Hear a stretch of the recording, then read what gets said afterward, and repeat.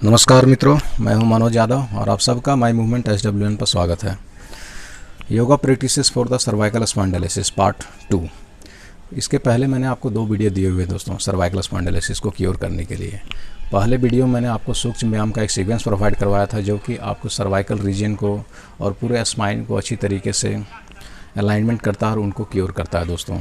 और दूसरे वीडियो मैंने आपको सारे स्टैंडिंग पोजेस दिए थे सीक्वेंस, जो आपके पूरे स्केलेटल सिस्टम को इस प्रकार से अलाइन करता है और बॉडी पोस्चर को इम्प्रूव करता है, ताकि आपके सर्वाइकल रीजन में जो अतिरिक्त दबाव पड़ने की वजह से डिस्क खराब हो गई थी उनको रोक करके पुनः ठीक क्योर करने में मदद करता है दोस्तों। आज मैं आपको दूंगा सारे सिटिंग पोजेस का सीक्वेंस, जिसमें टोटल मैं 7 आसन आपको बताऊंगा। ये आपके पूरे स्पाइन को अच्छी तरीके से स्ट्रेच करेगा, वर्टेब्रल जॉइंट्स को लूजेंस करेगा और ब्लड सर्कुलेशंस को इम्प्रूव करेगा और आपके इंटरनल बॉडी ऑर्गन सिस्टम पर ये अच्छी तरीके से मसाज करेगा, उनको एक्सरसाइज करवाएगा ताकि उनकी जो गंदगी है वो बाहर निकले और वो अपने बॉडी फंक्शंस में जो भी योगदान करते हैं वो पूरी अच्छी तरीके से निष्पादन कर सकें। तो मैं एक एक अभ्यास आपको करेक्ट मेथड के साथ बताऊँगा और क्या क्या प्रभाव पड़ता है प्रत्येक आसन का वो भी मैं साथ में बताता जाऊँगा। तो शुरू से अंत तक देखते रहिए इस वीडियो को, आप ज़रूर सर्वाइकल स्पॉन्डिलोसिस को क्योर करने में सक्षम होंगे। पहला आसन, पहला सिंपल आसन है दोस्तों, इसे कहते हैं वज्रासन। फर्स्ट जो आसन है वो है वज्रासन। वज्रासन में इस प्रकार हम बैठते हैं, अपने घुटनों के बल इस प्रकार मोड़ करके अपने पैर की चौओं पे अपने हिप को व्यवस्थित करते हैं। इस प्रकार से घुटने आपस में दोनों पैर सटे हुए रहेंगे, पूरी अपर बॉडी स्ट्रेट रहेगी, सामने की ओर आपकी निगाहें दृष्टि, और दोनों हाथों को अपनी थाई के ऊपर इस प्रकार रख देना है। इसे कहते हैं वज्रासन। इस अवस्था में आप सांस को नॉर्मल अवस्था में ले सकते हैं, छोड़ सकते हैं, और जब तक आपको आराम महसूस हो तब तक इस स्थिति में बने रहें। और ये वज्रासन एकमात्र ऐसा आसन है दोस्तों जो कि खाना खाने के बाद भी किया जा सकता है, किसी टाइम भी इस आसन में आप बैठ सकते हैं। ये पेट की समस्त बीमारियों को ठीक करने में इस आसन का प्रयोग किया जाता है दोस्तों। ऐसा कोई भी पेट का बीमारी रोग नहीं है जिसे यह ठीक ना करे। और दूसरी बात देखें तो हमारे नी को यह स्ट्रेंथनिंग करता है, मजबूत करता है, नी पेन को इम्प्रूव, उसको क्योर करने में इम्प्रूव करता है हमारे। और जब लंबे समय तक आप बैठते हैं तो आपके थाई मसल्स को ऊपर से स्ट्रेच करता है दोस्तों, तो आपके थाई में एक्स्ट्रा फैट है उसको भी रिड्यूस करता है और हमारा शरीर का पूरा भार इस पोर्शन पे पड़ता है दोस्तों, पिंडलियों पे, पैरों की पिंडलियों पे, जिससे हमारे डाइजेशन हो गया, कॉन्स्टिपेशन की समस्या होगी, इन तमाम समस्याओं में हमें रिलीफ मिलती है और इससे हमें मानसिक संतुष्टि भी मिलती है दोस्तों। ये था वज्रासन। और दूसरा आसन है मंडूक आसन। वज्रासन में आपको उसी प्रकार बैठा रहना है और पूरी बॉडी सीधी, और श्वास को पहले एक्सेल करें और दोनों हाथों की हथेलियों को अपने नेवल पोर्शन के नीचे इस प्रकार टिकाना है, एक के ऊपर एक। श्वास छोड़ के आपको आगे झुकना है इस प्रकार से, और इसी स्थिति में बने रहें। आपका पूरा स्पाइन, संपूर्ण स्पाइन एक सीध में होना चाहिए, नेक से लेकर लोअर बैक तक एक सीध में। ज़्यादा आपको गर्दन नीचे नहीं करना है, इससे आपके सर्वाइकल रीजन पर विपरीत प्रभाव पड़ेगा। सीधा रखना है। फिर से देखें, एक्सेल,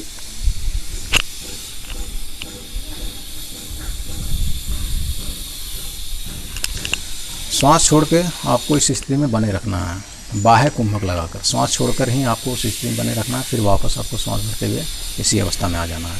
ये हमारी किडनी और लीवर को अच्छी तरीके से मसाज करता है दोस्तों और उसके फंक्शन को इम्प्रूव करता है। डायबिटीज़ में भी ये आसन बहुत ही रामबाण की तरह है दोस्तों। डायबिटीज़ वालों के लिए मंडूक आसन बहुत ही उत्तम आसन है। और ये भी आसन से हमारे क्या होता है, पेट की चर्बी को भी कम करने में मदद करता है और हमारे बैक की भी अच्छी तरीके से स्ट्रेचिंग करता है, पूरे स्पाइन की भी अच्छी तरीके से स्ट्रेचिंग करता है। अगला आसन है दोस्तों उत्तान मंडूक आसन। इसमें क्या करना है, सिंपल है, बैठने की स्थिति मंडूक आसन की सामान्य ही है। सिर्फ आपको दोनों पैरों की घुटनों को सेपरेट कर लेना और पैर की चौओं को ही बैठना है इस प्रकार से। जितना फैला सके उतना फैलाएं और इस प्रकार से पूरी अपर बॉडी स्ट्रेट रहेगी। दोनों हाथों को, ये है प्रारंभिक अवस्था, और दोनों हाथों को ऊपर उठा लें और राइट हैंड को लेफ्ट हैंड के शोल्डर पे इस प्रकार से टिका दें और लेफ्ट को राइट शोल्डर पे इस प्रकार से। ये है उत्तान मंडूकासन। इसी अवस्था में आपको बने रहना है। श्वास की अवस्था उसी तरह सामान्य लेनी है और छोड़नी है। पूरा मन एकाग्र करके इस स्थिति में बने रहें जब तक आपको सुविधापूर्वक बिना पेन के इस अवस्था में जब तक आप बैठ सकते हैं बैठे रहें। ये था उत्तान मंडूकासन दोस्तों। इससे क्या होता है, हमारे सर्वाइकल रीजन को अच्छी तरीके से स्ट्रेच करता है और पूरे स्पाइन को ये स्ट्रेच करता है दोस्तों, और हमारे शोल्डर, ट्राइसेप्स और बैक पे अच्छी तरीके से प्रभाव डालता है और उनको मजबूत बनाता है। हमारी नी पेन को भी यह क्लियर करने में बहुत ही अच्छा आसन है उत्तान मंडूकासन। अगला आसन है दोस्तों मर्जरी आसन। फोर्थ आसन इज मर्जरी आसन, कैट पोज भी कहते हैं इसे इंग्लिश में। इसकी अवस्था इसी प्रकार से है। दोनों घुटनों पे आपको इस प्रकार से बैठ जाना है। हाथों को भी ज़मीन पे इस प्रकार से टिका लें। इस प्रकार से बिल्ली जिस प्रकार से खड़ी रहती है उस स्थिति में आ जाना है आपको प्रारंभिक अवस्था में। ये है। दोनों हाथों की दूरी अपने शोल्डर समानांतर ज़मीन पे रखें और पैरों के घुटनों को ज़मीन पे आप अपने हिप जॉइंट के समानांतर फैला लें। एड़ियाँ पैरों की ऊपर की ओर, आसमान की ओर केंद्रित रहेंगी। अब करना क्या है कि आपको, यह है अवस्था प्रारंभिक। अब श्वास भरते हुए आपको इस प्रकार से बेंड करना है।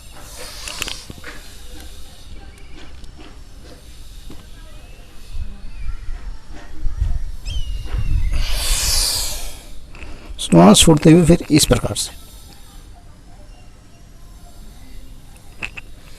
फिर से देखिए, जब श्वास भर करके आप, तो आपको नेवल के नीचे का पोर्शन जो एब्डोमिनल पोर्शन उसको नीचे की ओर प्रेस करना है और अपर बॉडी को, हेड को ऊपर की ओर प्रेस करना है श्वास भरते हुए। देखिए,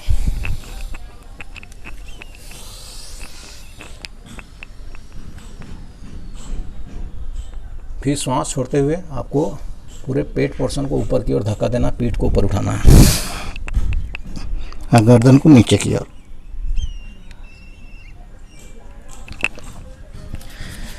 इस मर्जरी आसन से दोस्तों हमारा पूरे स्पाइन की अच्छी तरीके से स्ट्रेचिंग होती है, सर्वाइकल रीजन की अच्छी तरीके से करता है और उनको मजबूत बनाता है। और दूसरी बात तो हमारे बैक पेन को भी क्योर करने में कारगर है दोस्तों। इससे हमारा क्या होता है, ब्लड सर्कुलेशन भी इम्प्रूव करता है और बॉडी पोस्चर को करेक्ट करने में यह आसन बहुत ही अच्छा है, मर्जरी आसन। और हमारे संपूर्ण वर्टेब्रल जॉइंट्स को यह ओपन करता है। जो उसमें स्टिफनेस रहता है, हार्डपन आ जाता है, उसको वह लूजन करके उसको स्मूथ बनाता है।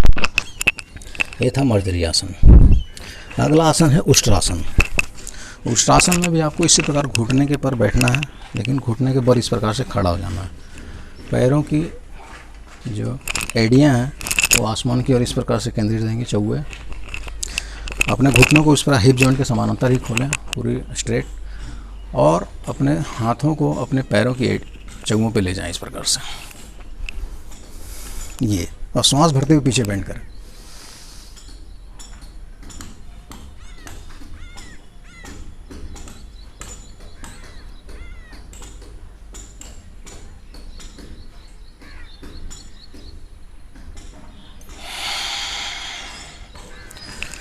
जब आप पीछे बेंड करें फिर श्वास लेते हुए जाएं, और वहाँ पर आप अधिक समय के लिए अगर रुकते हैं तो वहाँ पर श्वास प्रश्वास की क्रिया आप कर सकते हैं। श्वास ले सकते हैं, छोड़ सकते हैं, जब तक कि आपको आरामदायक स्थिति में बने रहें।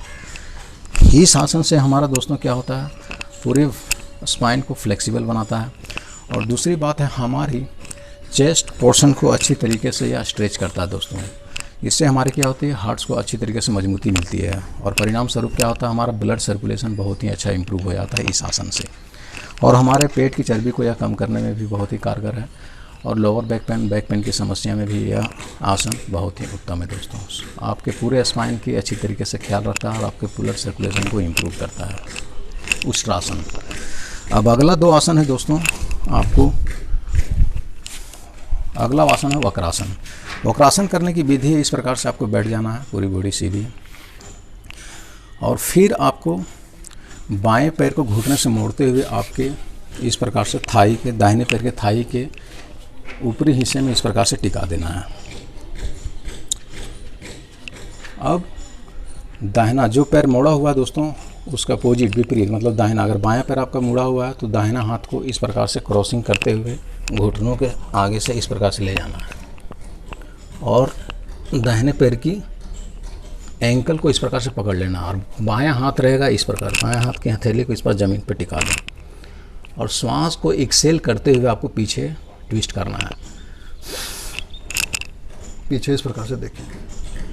और इस स्थिति में आने के बाद आप श्वास प्रश्वास सांस ले सकते हैं, छोड़ सकते हैं, जब तक कि आप इस स्थिति में बने रहते हैं।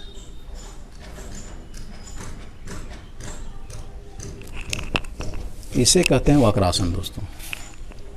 इसमें आपको गलती ये नहीं करनी है कि ज़्यादा हाथ आपको पीछे नहीं लेना है। जितना बॉडी के करीब होगा उतना आपका अपर बॉडी स्ट्रेट रहेगा और उतनी ज़्यादा आपकी वर्टिब्री जो जॉइंट्स है स्पाइन की वह खुलेगी और वह लूजेंस होगी और जो उसमें जड़ता है वह धीरे धीरे कम होगी दोस्तों और हमारी लुब्रिसिटी भी बढ़ेगी। इस आसन से क्या होता है, हमारे जितने भी बॉडी ऑर्गन्स हैं उन पर अच्छी तरीके से मसाज करता है और उनको बॉडी फंक्शंस में यह इम्प्रूव करता है यह आसन। दूसरी साइड से भी आपको उसी प्रकार से करना है। श्वास छोड़ें,